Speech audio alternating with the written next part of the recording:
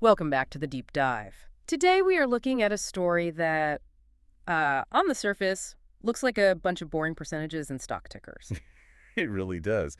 But if you peel back the layers, this is actually about the single most expensive thing in most people's lives, Their health. their health, and specifically how the safety net for millions of older Americans is being, well, rapidly and somewhat violently redesigned right in front of our eyes. It's a fascinating collision, isn't it? Politics, massive corporate strategy, and just raw math. And it all really came to a head yesterday, Monday, January 26, 2026. Right. It was a bloodbath in the markets. If you had money in healthcare stocks, you probably wanted to close your eyes. Hmm, But we aren't just talking about share prices today. We have a stack of sources that tell a much bigger story. we do. We've got a breaking report from CNBC on a shock proposal from the Trump administration regarding Medicare rates for 2027, And then to balance that, we have the internal reality check. which is the massive earnings report released just today, Tuesday, January 27th, from the industry giant United Health Group.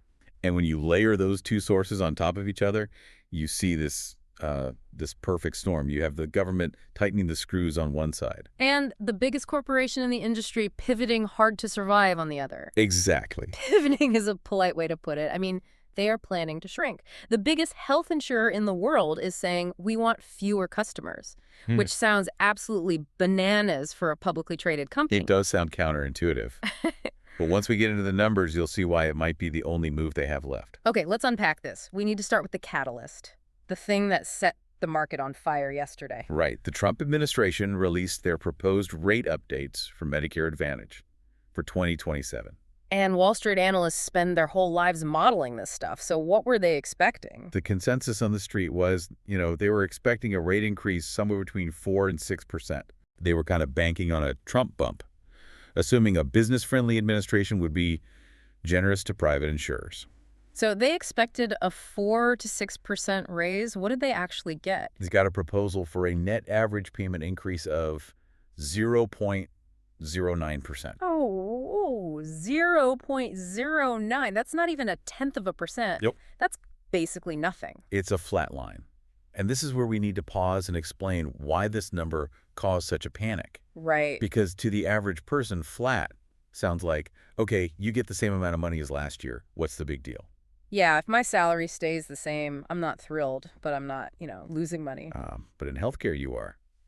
You have to understand the concept of medical cost trend. Lay it on me. Medical costs never stay flat. Doctors charge more, hospitals raise their prices, new expensive drugs hit the market. And people just use more care as they get older. Exactly. Historically, medical inflation, the trend, runs at about 4 to 6% every single year. I see where this is going. If my expenses go up 6% every year and my revenue from the government only goes up 0.09%.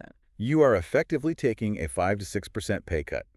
The gap between the cost of care and the check from the government just widened into a canyon. So that 0.09% isn't just a disappointment. Mathematically, it just destroys the profit margin for these insurers. It does, unless they make drastic changes, which explains why the stocks just tanked. I'm looking at the numbers here. Humana down nearly 13%, CVS Health down 9%, United Health Group down nearly 9%. I mean, it was a complete repricing of the industry's future. And remember, this is for Medicare Advantage. This isn't traditional Medicare where the government pays the doctor directly. Right. This is where the government writes a check to United Health or Humana and says, here's X dollars per person. You manage their care.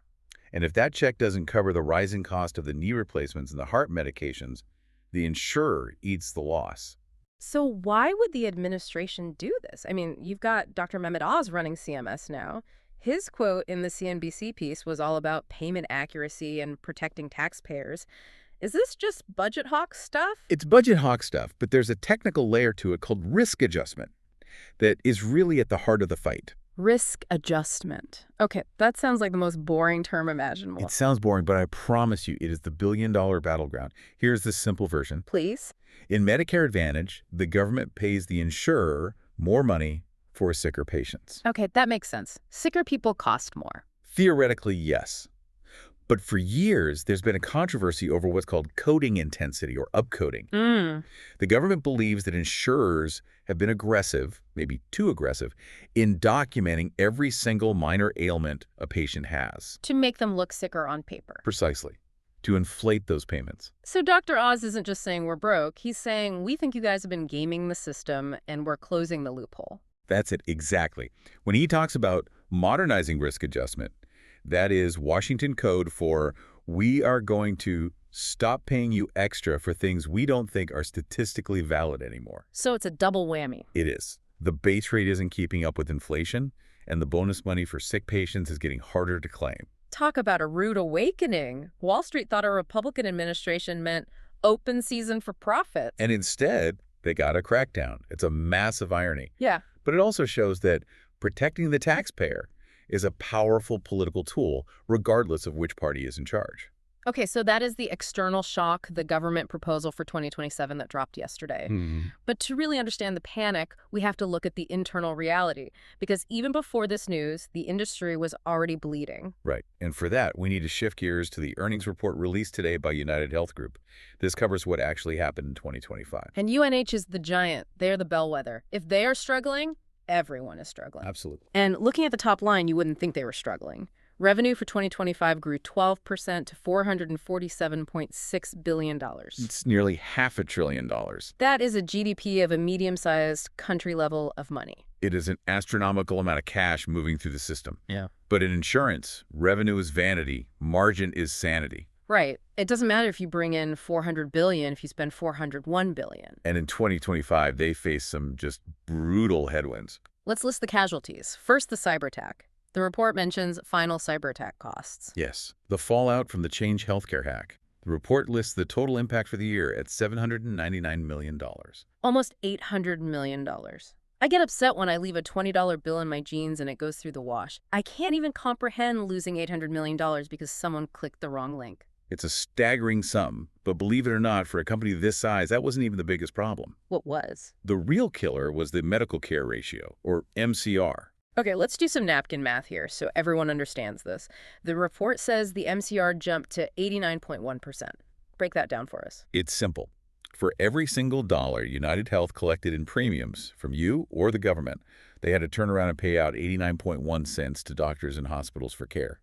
So that leaves, what, roughly a dime? Less than 11 cents. And out of that 11 cents, they have to pay their staff, run their massive IT systems, do all their marketing, pay their taxes, and then try to squeeze out a profit. So when that ratio creeps up from, say, 87% to 89%, that thin slice of profit just evaporates. It's gone. And it's going up because of utilization. Seniors are getting more surgeries, more hips, more knees, taking more GLP-1 drugs for weight loss. The trend we talked about is accelerating. And the report points a finger back at Washington. It does. They explicitly cite Biden-era Medicare funding reductions and the Inflation Reduction Act. This is an important distinction. We started the show talking about the Trump proposal for 2027, but this report is saying, hey, the Biden administration already cut our funding for 2025 and 2026. Exactly. It's a bipartisan squeeze. The previous administration tightened the belt, and now the new administration is refusing to loosen it. The insurers are just caught in the middle. And you can really see the damage in their services division, Optum. Usually Optum is the golden child, right? The cash cow. It's supposed to be. But look at 2025. Optum Health's earnings actually fell off a cliff. In 2024, they made $7.8 billion. Okay. In 2025, on a reported basis, they posted a loss of $278 million. From an $8 billion profit to a loss, that's not a stumble. That's falling down a flight of stairs. It is. It shows that when the insurance side gets squeezed, the pressure flows downstream. If United Health has less money, they pay Optum less and the whole ecosystem shudders. So that brings us to the present. We have 2025 in the rearview mirror, a year of hacks and rising costs. We have 2027 looming with this new flat rate, but right now we are in 2026. And this is where United Health's strategy gets, well, let's call it ruthless. This is the pivot. Yeah. They released their 2026 outlook today, and it contains a number that you almost never see from a growth company. What is it? They project 2026 revenue to be around $439 billion. Which is lower. It's about a 2% decline from 2025. Oh. They are planning to shrink their revenue. Okay. And here is the magic trick. They expect their operating profit to jump from $19 billion to over $24 billion. Hold on. How do you make $5 billion more profit while bringing in less money? You fire your unprofitable customer. Fire your customers. That sounds aggressive. They call it right-sizing or operating discipline. But yes, essentially they are shedding members. How many? The report says total medical membership is expected to drop by over 2 million people. And specifically for Medicare Advantage, they expect to serve 1.3 to 1.4 million fewer seniors. Wow. That is 1.4 million grandmas and grandpas who are going to get a letter saying, sorry, we don't cover you anymore, or we're leaving your county. Or they will change the plan design, so drastically raising premiums or cutting benefits that the members leave voluntarily. It's a strategic retreat. So they're just looking at the map. They're looking at counties where the math just doesn't work, where the trend is higher than the government payment, and they're saying, we're out. We can't make a margin here, so we aren't playing. This is the margin over volume strategy we hear about. That's exactly. For the last 10 years, the strategy was land grab. Sign up every senior you can because the government is paying well. And now that the government has turned off the tap, first Biden, now Trump, the strategy is profit protection. If a member isn't profitable, United Health doesn't want them. it makes sense on a spreadsheet. If you cut the dead weight, your margin improves. But it feels a little cold when the dead weight is a 75-year-old with chronic conditions. That is the dark side of privatized Medicare. When the going gets tough, the private companies have a fiduciary duty to their shareholders to protect earnings. And if that means exiting a market, they will exit. So let's connect the dots here. What does this operating discipline actually look like for the consumer? Because 1.4 million people have to go somewhere. They do. They will have to shop for new plans. Maybe they go to Humana or CVS. But wait, those companies are hurting even more than United Health? That's the problem. If the giant with the deepest pockets is running for the exit, why would Humana want those customers? I wouldn't. Exactly. Humana stock dropped 13% yesterday because the market realized if United Health is shedding members, those unprofitable members might end up on Humana's books, which would be disastrous. So those seniors might have to go back to traditional Medicare. They might. Which means losing those extra benefits we always hear about. The gym memberships, the vision, the dental. Well, those are the first things to go. Of course. Yeah. Those extra benefits are funded by the surplus money the insurer makes. If the rate increase is 0.09% and medical costs are up 6%, there is no surplus. The gym membership is gone. The dental coverage gets capped. So the era of the free lunch in Medicare Advantage, where you get all this extra stuff for a $0 premium, is basically over. I think we can call it. Yeah. The gold rush is over. We are entering the era of austerity. It's fascinating to watch the executive spin on this. I saw the CEO, Stephen Hemsley's quote. He said, they finished 2025 as a much stronger company. Right. And the CFO, Wayne DeVete, talked about durable performance improvement. What does that even mean? Translation. We fixed our math problem. By shedding those 2 million people, they have inoculated their balance sheet. They are leaner, they are stronger financially, but they are smaller. And this brings us back to that tug of war. We have the government, Dr. Oz, and the Trump admin saying, we need efficiency, we aren't overpaying anymore. And we have the corporation saying, fine, then we will be smaller and more exclusive. And the person standing in the middle of the rope getting pulled both ways is the patient. Always. It really challenges the whole premise of privatized Medicare, doesn't it? The idea was that private companies would be more efficient than the government. But if their efficiency just means dropping anyone who is too expensive, then they aren't managing care, they are just managing risk. They are cherry picking. And that raises a massive policy question for the next few years. which is, If private plans only want the healthy-ish seniors and everyone else gets dumped back onto traditional Medicare, the government ends up paying for the sickest patients anyway. so the taxpayer pays either way. Effectively, yes. Before we wrap up, I just want to touch on the political irony here. It's too rich to ignore. You had investors piling into these stocks, in late 2024, 2025, thinking a Republican sweep was the golden ticket. Mhm. And now the policy is arguably tougher than it was before. It's a classic case of be careful what you wish for. Yeah. But it also highlights that the deficit is the ultimate boss. It doesn't matter who is in the White House. Medicare is bleeding money. The trust fund is running low. So whoever's in charge has to cut costs. They have to. Biden uses a scalpel. Trump seems to be using a hammer. But the direction is the same. Yeah. Less money for insurers. So let's recap the timeline for everyone, because we did jump around a bit. Sure. Step 1, 2025. The storm hits. Cyber attacks and Biden-era cuts drive up costs. United Health takes a hit but starts planning an exit strategy. Okay.